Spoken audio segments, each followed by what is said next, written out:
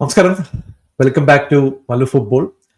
ഒരു അൺബിലീവബിൾ ആയിട്ടുള്ള ന്യൂസാണ് നമ്മളിപ്പോൾ കേൾക്കുന്നത്. ലിവർപൂളിന്റെ സ്ട്രൈക്കർ ആയിട്ടുള്ള ഡിയാഗോ ജോട്ട ഒരു കാർ ആക്സിഡന്റിൽ മരണപ്പെട്ടിട്ടുണ്ട്.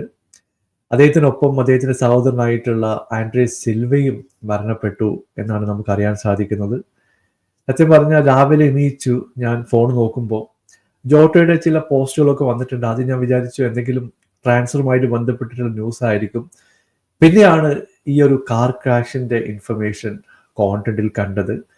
അൺബിലീവബിൾ ആയിട്ടുള്ള ഒരു ന്യൂസാണ്. വളരെ വളരെ സാഡ് ആയിട്ടുള്ള ഒരു സിറ്റുവേഷനിലേക്കാണ് നമ്മൾ പോകുന്നത്. പുള്ളിക്കാകെ 28 വയസ്സേ ഉള്ളൂ. ഒരു പ്രൈം ഫുട്ബോൾ കരിയറിലൂടെയാണ് ഇപ്പൊ മുമ്പോട്ട് പോകുന്നത്.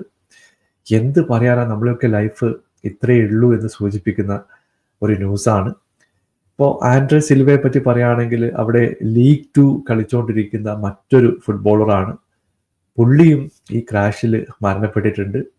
ഇപ്പൊ ജോട്ടയെ പറ്റി ഞാൻ പ്രത്യേകിച്ച് പറയേണ്ട കാര്യമൊന്നുമില്ല. കഴിഞ്ഞ വർഷം എന്ന് പറയുന്നത് ജോട്ടയുടെ കരിയറിലെ ഒരു പ്രൈം സീസൺ ആയിരുന്നു. കാരണം ലിവർപൂള് EPL അടിക്കുന്നു, പോർച്ചുഗൽ നേഷൻസ് ലീഗ് വിൻ ചെയ്തു. കഴിഞ്ഞ ആഴ്ച പുള്ളിയുടെ കല്യാണമായിരുന്നു. ബ്രോ, എന്താണ് പറയേണ്ടത്? ചെറിയ കുട്ടികളും ഫാമിലിയൊക്കെ ആയിട്ടുള്ള ഫോട്ടോ ട്വിറ്ററിലൊക്കെ കണ്ടിരുന്നു. അതിനുശേഷമാണ് ഈ ഒരു ട്രാജിക് ആക്സിഡന്റ് ന്യൂസ് പുറത്തേക്ക് വരുന്നത്. പുള്ളിയുടെ കരിയർ നോക്കിക്കഴിഞ്ഞിട്ടുണ്ടെങ്കിൽ 2014 പുള്ളി ഒരു പ്രോ ഫുട്ബോൾ കരിയറിലേക്ക് പോകുന്നത്. അത്ലറ്റിക്കോ, പോർട്ടോ മുതലായ പല ക്ലബിലും പുള്ളി കളിച്ചിട്ടുണ്ട്. 2017 ലോണിലൂടെ വോൾസിലെത്തിയതാണ് EPLയിലേക്കുള്ള പുള്ളിയുടെ ഒഫീഷ്യലായിട്ടുള്ള എൻട്രി. ഒരു വർഷത്തിന് ശേഷം വോൾസ് പുള്ളിനെ വാങ്ങിക്കുന്നു. 2018 മുതൽ 2020 വരെ വോൾസിന് വേണ്ടിയിട്ട് കളിച്ചു. 2020 പുള്ളി ലിവർപൂൾ ജോയിൻ ചെയ്യുന്നത്. കഴിഞ്ഞ ഒരു 6 വർഷം നോക്കിക്കഴിഞ്ഞിട്ടുണ്ടെങ്കിൽ ലിവർപൂളിന് വേണ്ടിയിട്ട് ബ്രില്യൻ്റ് ആയിട്ടുള്ള ഒരു പെർഫോമൻസ് ജോട്ട കൊണ്ടുവന്നു. 123 മത്സരങ്ങൾ, 47 ഗോളുകൾ. അതിനുശേഷം പോർച്ചുഗലിന് വേണ്ടി 49 മത്സരങ്ങൾ പുള്ളി അപ്പർ ചെയ്തിട്ടുണ്ട്. രണ്ട് സൈഡിലും വളരെ നല്ല പെർഫോമൻസുകൾ കൊണ്ടുവരാൻ ജോട്ടയ്ക്ക് കഴിഞ്ഞു എന്നുള്ളതാണ് പുള്ളിയുടെ ഒരു ഹൈലൈറ്റ് ആയിട്ട് നമ്മൾ പറയേണ്ടത്.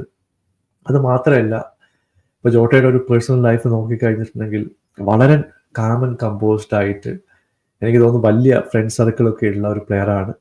ക്ലബിൻ്റെ ഒഫീഷ്യൽ സ്റ്റേറ്റ്മെൻറ്റ് ഇപ്പോൾ പുറത്തു വന്നിട്ടുണ്ട്. കൂടുതൽ വിവരങ്ങൾ നമ്മൾ വെയിറ്റ് ചെയ്യേണ്ടി വരും എന്താണ് ആക്ച്വലി സംഭവിച്ചതെന്നുള്ളത്. അൺഫോർച്ചുനേറ്റ് ആയിട്ടുള്ളൊരു ന്യൂസാണ്. സത്യം പറഞ്ഞാൽ ഇതുപോലൊരു ന്യൂസ് വരുമെന്ന് നമ്മൾ തീരെ പ്രതീക്ഷിച്ചിട്ടില്ല. കാരണം പുള്ളിക്ക് ഇനി ഒരു 10 വർഷത്തെ കരിയർ ബാക്കിയുണ്ട്. അതൊക്കെ മുമ്പിൽ നിൽക്കുമ്പോഴാണ് ഇങ്ങനെയൊരു ഡെവസ്റ്റേറ്റിംഗ് ആയിട്ടുള്ള സിറ്റുവേഷനിലേക്ക് കാര്യങ്ങൾ പോയത്. ഒരിക്കൽ കൂടി rest in peace Diego Jota. V really love you, we love your football. ഒന്നും പറയാനില്ല. എല്ലാ ഫാൻസും നിങ്ങളെല്ലാവരും ഒരു ടഫായിട്ടുള്ള സിറ്റുവേഷനിലൂടെ ആയിരിക്കും മുമ്പോട്ട് പോകുന്നത്.